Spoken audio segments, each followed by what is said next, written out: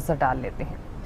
शारदीय नवरात्र में मंदिरों में भक्तों का तांता लगा हुआ है। भक्त पूरी श्रद्धा के साथ मंदिर पहुंचते हैं और माता के जयकारे लगा रहे हैं। तो शारदीय नवरात्र की इस शुभ अवसर पर आज महासप्तमी है और ऐसे में दिल्ली, प्रयागराज और हरिद्वार से ये तस्वीरें सामने आई है, जहां पर मां दुर्गा की 9 स्वरूपों की पूजा जो है वो यहाँ पर की जा रही है। बड़े ही धूमधाम तरीके से शारदीय नवरात्र पर तमाम जो भक्त हैं वो मंदिरों में पहुंच रहे हैं।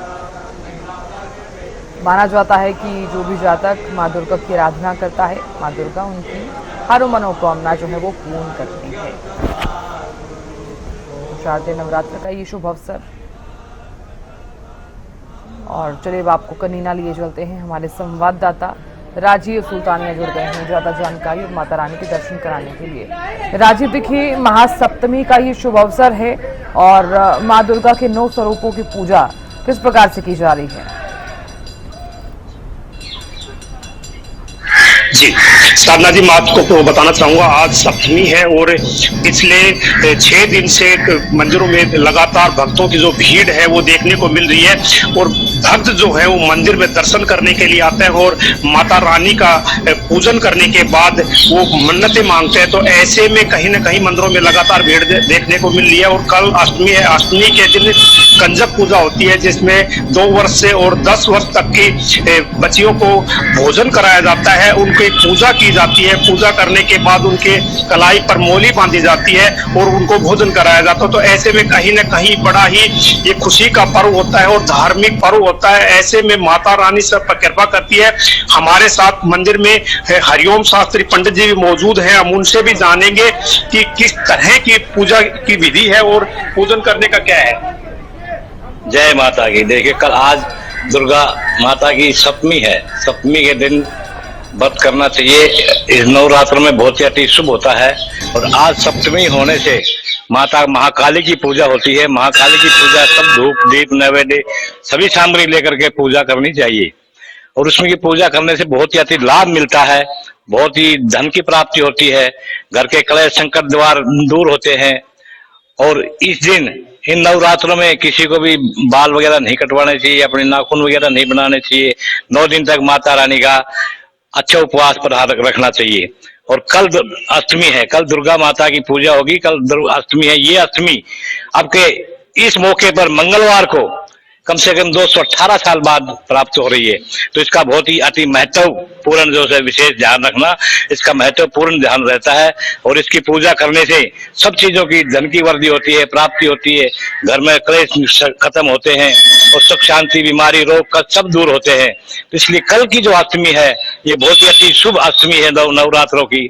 इसमें बहुत ही अच्छी पूजा सही तरीके से मन धन लगा करके जैसे पूजा करनी चाहिए। और इसमें पूजा करने से भगवान सब चीजों की पूर्ति करता है।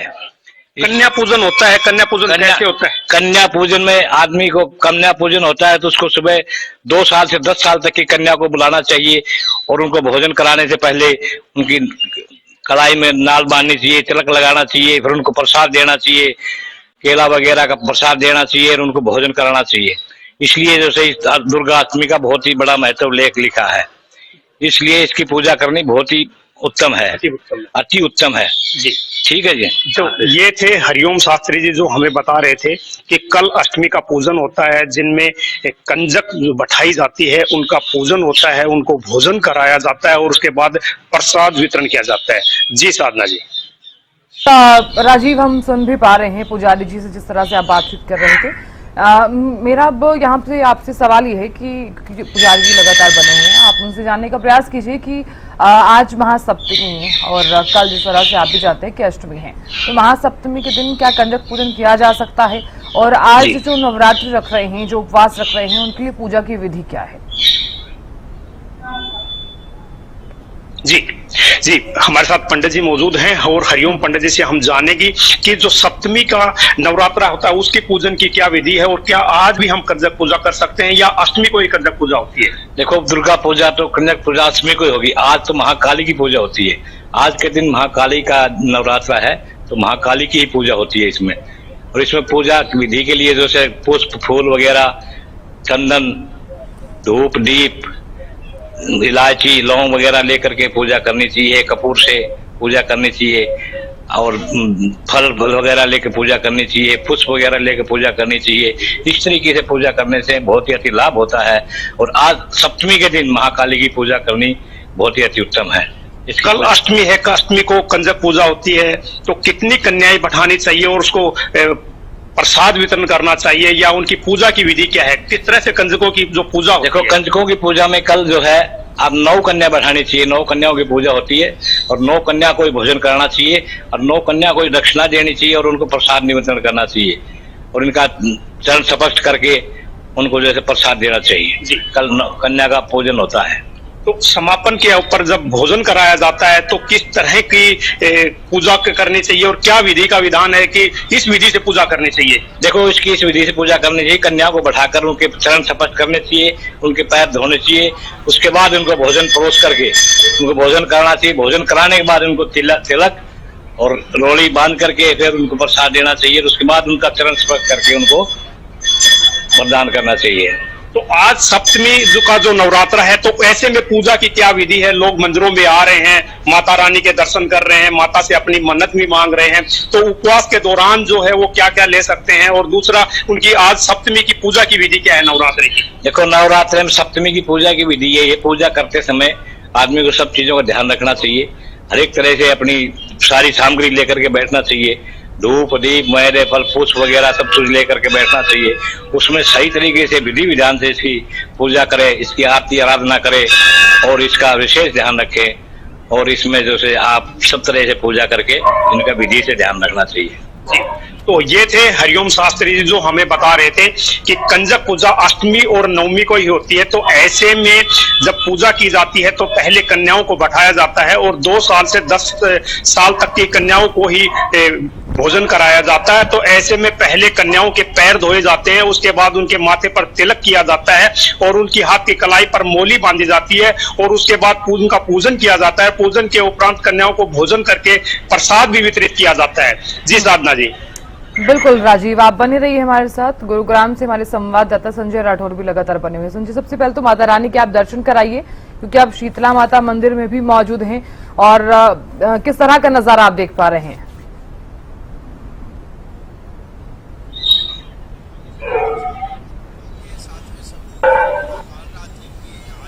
अर्चना की जा रही है और इस गुरुग्राम के शीतला माता मंदिर में तस्वीरें मैं आपको दिखाना चाहूंगा। मां शीतला के पावन दरबार है जो कि अलौकिक मां शीतला का श्रृंगार किया गया है। तो वहीं पर भव्य तरीके से विभिन्न प्रकार के जो पुष्प हैं उससे मां के इस दरबार को सजाया गया है। फूलों की सुगंध से पूरा जो मां के दरबार है वो महका हुआ है और ऐसे में लाखों जो श्रद्धालु हैं मां शीतला के दर्शन करते हुए नजर आ रहे हैं। आज की बात करूं, 7वां नवरात्र है और ऐसे में अभी तक बात करें तो 8 से 10 लाख जो श्रद्धालु हैं मां शीतला के दर्शन कर चुके हैं। ना बल्कि देश बल्कि दुनिया के अलग अलग कोने से मां शीतला के दर्शन करने के लिए जो भक्त हैं वो मां शीतला के दरबार में पहुंच रहे हैं। लगातार जो भक्तों का तांता है वो शीतला माता मंदिर में बढ़ता ही जा रहा है। जैसे आज यानी कि हम बात करें 7वां नवरात्र, फिर अष्टमी और नवमी, इन 2 दिन अधिक जो श्रद्धालुओं की भीड़ है वो मां शीतला के दरबार में देखने को मिलेगी। मान्यता ये भी है कि 7वें और अष्टमी और नवमी के दिन जो गठजोड़े की जात है वो मां शीतला के दरबार में लगाई जाती है। साथ ही साथ नव जात जो शिशु है उनका मुंडन जो है वो मां शीतला के दरबार में किया जाता है।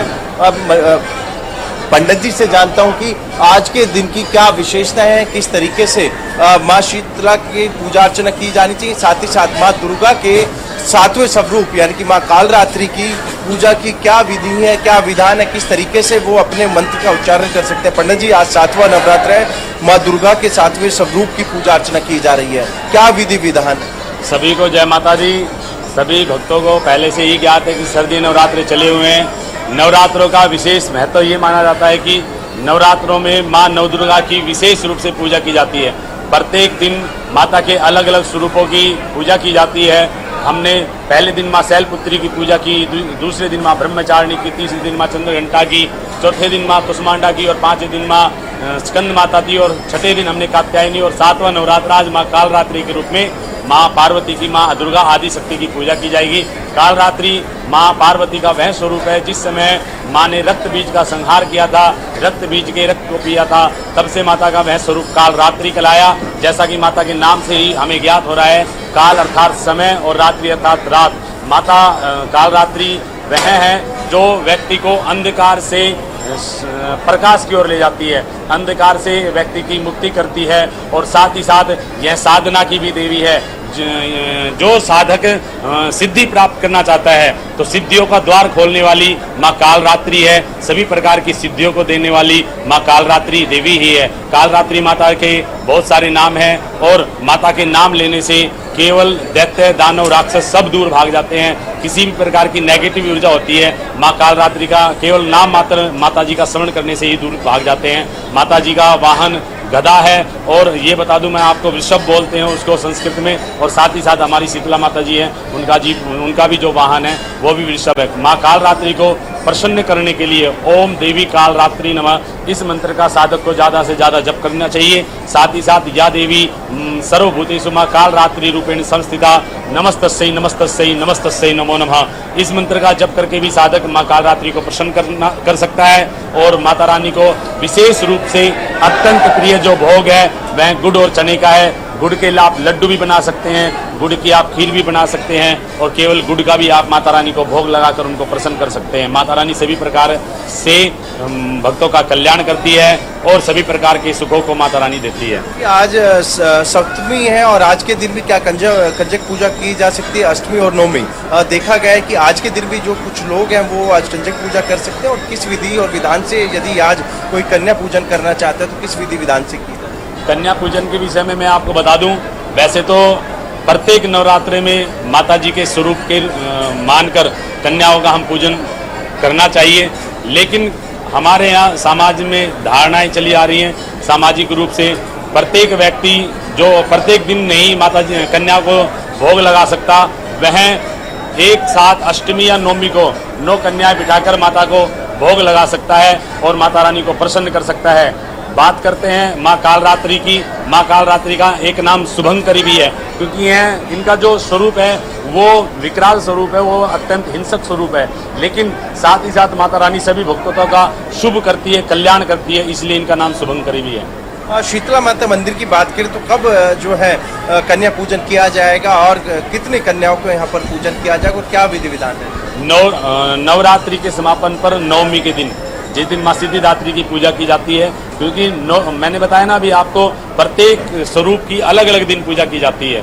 तो माता रानी के जो 9वां दिन आएगा नवरात्रि का, जो समापन का दिन आएगा, उस दिन 9 की 9 कन्याओं की यहाँ यज्ञ किया जाएगा। पाठ चल रहे हैं दुर्गा सप्तशती के, और 9 कन्याओं का यहाँ विशेष रूप से पूजन अर्चन किया जाएगा। जय माता। तो बिल्कुल साधना, आपने देखा पंडित जी ने बताया कि जो नवमी है उस दिन माँ शीतला के दरबार में पूजन किया जाएगा, और लगातार जो है पाठ मंदिर में किया जा रहा है। हवन यज्ञ के साथ जो है नवरात्रों का जो है समापन है वो मंदिर में होगा, और लगातार प्रयास यही किए जा रहे हैं कि जो भी यहाँ भक्त है उनको किसी प्रकार की असुविधा ना हो, उसके लेकर मद्देनजर रखते हुए शीतला माता श्राइन बोर्ड की तरफ से पूरे इंतजाम किए गए हैं। लगातार सुरक्षा व्यवस्था की बात करें तो उसमें भी करीबन 200 से अधिक गुरुग्राम पुलिस के जवान तैनात किए गए हैं। ऐसे में लगातार आने वाले 2 दिन में ये भीड़ है ये और अधिक बढ़ने वाली है, क्योंकि अष्टमी और नवमी के दिन तमाम जो लोग हैं माँ शीतला के दर्शन करेंगे और अपनी तमाम जो मनोकामना है वो पूर्ण करते हुए नजर आएंगे। बिल्कुल संजय, बहुत शुक्रिया ये भव्य नजारा दिखाने के लिए और जानकारी देने के लिए। राजीव, आपका बहुत बहुत शुक्रिया जानकारी देने के लिए और ये भव्य नजारा दिखाने के लिए।